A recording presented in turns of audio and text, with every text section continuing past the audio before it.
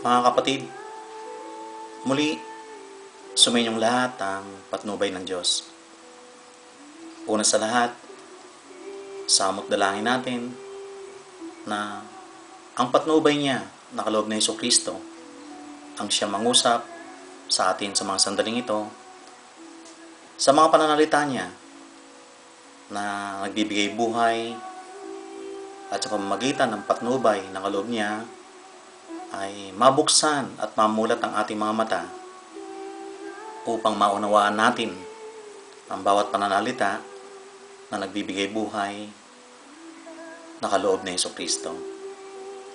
Ang Ebanghelyo sa mga sandaling ito o sa araw na ito ay hango po sa Ebanghelyo ni San Mateo, Kabanata 13, talata 54 hanggang ika-58. Umuwi siya sa kanyang bayan at nagturo sa kanilang sinagoga.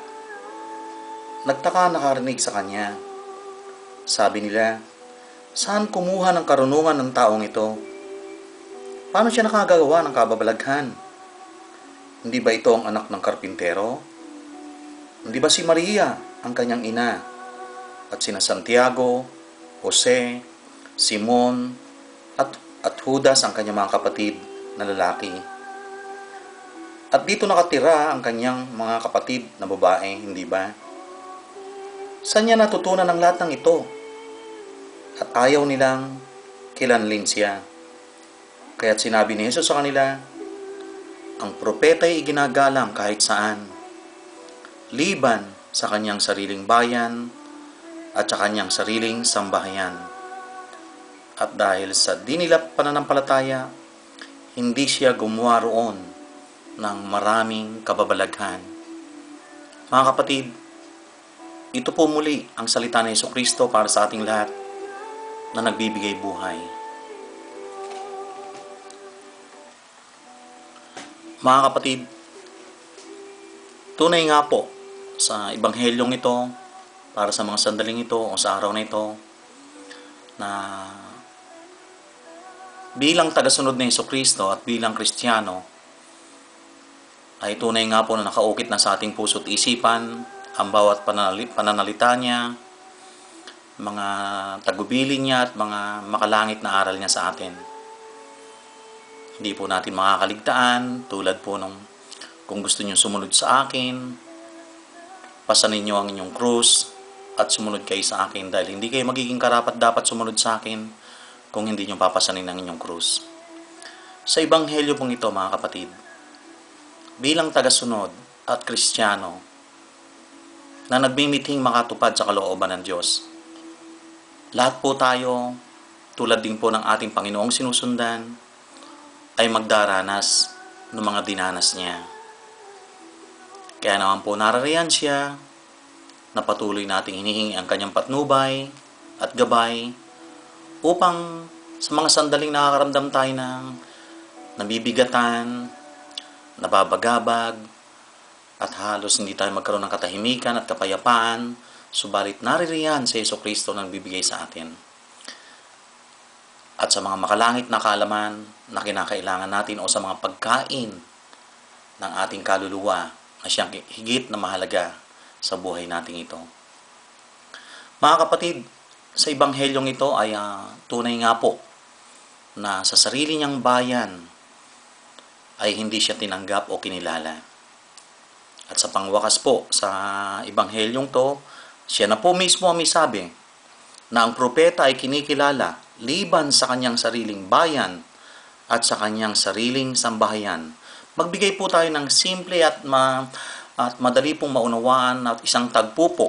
Noon po, maraming taong nakaupo sa palibot ni Jesus at may nagsabi sa kanya, nariyan po sa labas ang inyong ina at mga kapatid.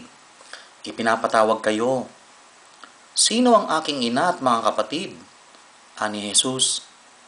Tumingin siya sa mga nakaupo sa palibot niya at nagwika, ito ang aking ina at mga kapatid. Sapagkat ang sinumang tumatalima sa kalooban ng Diyos, ang siya kong ina at mga kapatid. Mga kapatid, sa buhay nating ito, wag na po tayong lumayo. sa pagsisikap po nating lumayo sa pagiging makasanlibutan. Unti-unti po tayong lumalayo sa pagiging makasanlibutan at lumalapit po tayo kay Jesucristo o sa Panginoon Diyos.